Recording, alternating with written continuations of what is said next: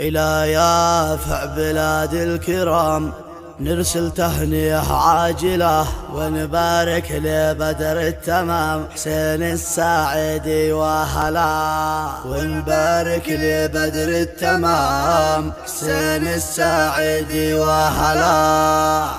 أفراح آل السعيدي.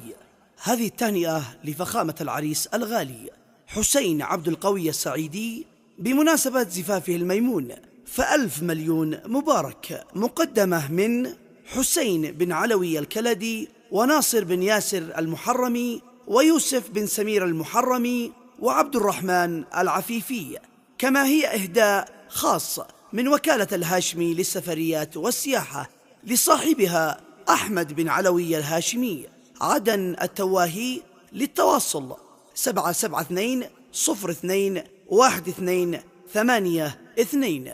كلمات الشاعر وليد الطيب، أداء المنشد سامي الرميم. إلى يافع بلاد الكرام، إلى يافع بلاد الكرام نرسل تهنئة عاجلة ونبارك لبدر التمام حسين الساعدي وهلا، ونطيب حروف الكلام بعطر العود ونزف له آيات التهاني الجسام عبر الشعر والزملاء، ونشرح بكل اهتمام فرحتنا وبنكن له كل الحب والاحترام وسطك بهدانا ننزله.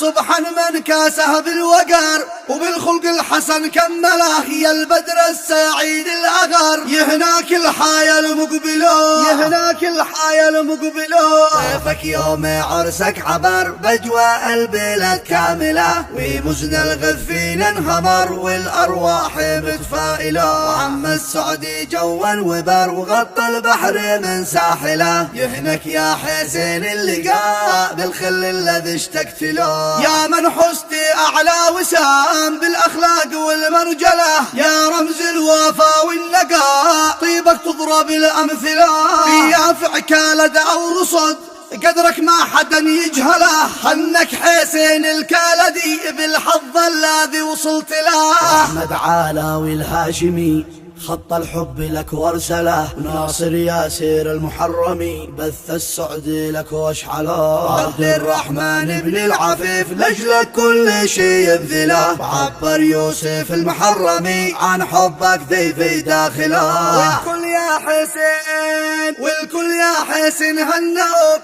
وصلك بالفتى الفاضلة ذات الصون والاحتشام نور القلب والعائلة، افرح واظهر الارتياح بلحظة عمرك الفاصلة، سار الحزن والهم راح وعهد العزاب القاتلة، الحج في المساء والصباح بحمد الله ودوم اسأله أن يهدك طريق الفلاح ويجعل عيشتك حافلة بالحب والتقى والنجاح، من يدعو الله ما يخذله، من يدعو الله ما يخذله. إلى يافع بلاد الكرام نرسل تهنئة عاجلة ونبارك لبدر التمام حسين الساعدي وهلا، ونطيب حروف الكلام بعطر العود ونزف له آيات التهاني الجسام عبر الشعر والزملاء، ونشرح بكل اهتمام فرحتنا وبنكن له كل الحب والاحترام وسطك بهدانا ننزله. سبحان من كاسه بالوقار